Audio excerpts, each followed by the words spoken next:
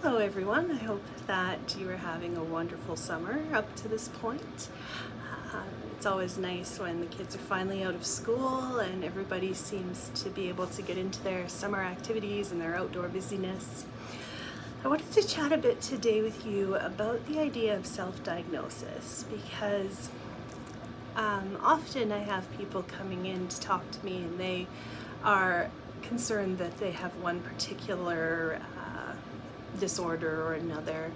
And today, with so many psychological words being in our common vernacular and information being at our fingertips, it's very easy to start reading and see the information or come across the information and suddenly start worrying that maybe, you're a narcissist, or maybe you have bipolar disorder, or, maybe you have a delusion, or some of these situations. And it can be really scary for people to look at a situation and worry about some of the more serious mental illnesses.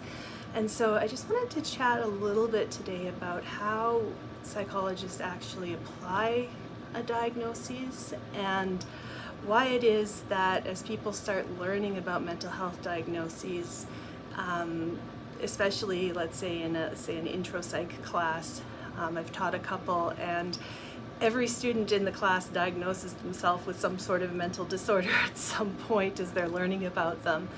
And it's pretty common for people to do. So I wanted to talk a bit about diagnoses and what that entails. So basically, psychologists have a manual of different types of diagnoses. Everything from intellectual disabilities to depression to schizophrenia to personality disorders. And every one of those disorders has a list of symptoms that a person needs to have to qualify. And sometimes the symptoms look the way we think, or the way we sort of refer to it in our popular vernacular. So example is, when I say I'm depressed, one of the possible characteristics is a low mood every day, most of the day. And most of us would say, yeah, if I'm feeling kind of low, I might say I'm depressed. But there are symptoms that we look for that are not part of kind of the common understanding of a disorder. And so if you don't possess enough of the characteristics, you may not qualify for a particular diagnosis because you don't fit the full picture of it. And then also when we consider the diagnosis criteria in our manuals, there's a lot of things that maybe we can't diagnose without additional testing. So say intellectual disability or autism spectrum disorder, anything along those lines, they require more specialized intensive testing. So it's a bit of a complex process actually acquiring a diagnosis.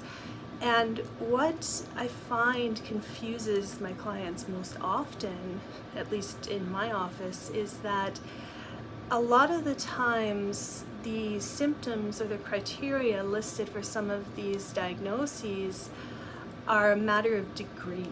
They're not a matter of whether they're present or not. So it's not a yes-no situation. It's a matter of a scaling.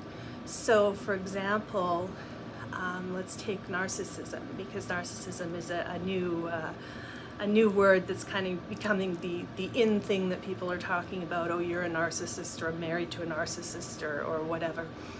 And there's a difference between narcissism, as I've said before, and narcissistic personality disorder. But as human beings, we all have to have a certain amount of narcissism. If we're talking about narcissism with the definition of self-interest or self-promotion, because if we didn't, we wouldn't survive. We would be a matter of never thinking of yourself, never caring about yourself, never wanting to look after yourself. You'd be used, and evolution, quite frankly, would have removed that type of human from the gene pool quite some time ago, because we need a certain amount of narcissism to survive. So when people are looking at themselves, they may say, oh, well, sometimes I do think about myself more or in front of other people.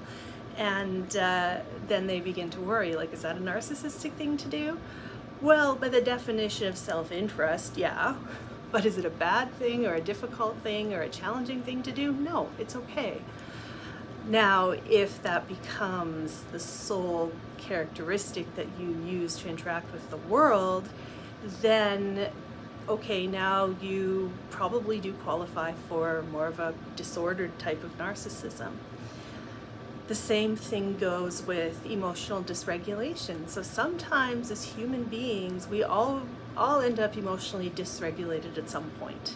You know, something hits our buttons just a certain way, or kind of pushes us over the edge, or hits us wrong, or we're really tired, or we're hungry, or something happens and we just, our emotional regulation suffers, and we might get really, really angry, or really, really sad, or, you know, something that just kind of tips us over that edge. And that's okay, that's normal on occasion for people to struggle with. Most of us, you know, we have coping mechanisms that work very well in the day-to-day, but sometimes we hit things that they don't work for. Now, if emotional dysregulation is the state that you live your life in, well then now this is problematic, because you become emotionally dysregulated at every opportunity, at every moment of every day. If anything causes even the smallest amount of distress, then you're tipped over into a massively emotionally dysregulated state. At that point, we'd be considering some kind of diagnosis. Another one I find really interesting is the idea of hallucinations. So every once in a while, some of us have run into a situation where, you know, we've thought we heard somebody call our name, or, you know, oh, I thought I saw so-and-so, or, you know, did that just happen, or kind of like a deja vu sort of thing. And it really is just our sensory system having a bit of a moment, you know, just every once in a while, and it's nothing major, and we quickly recognize what it is.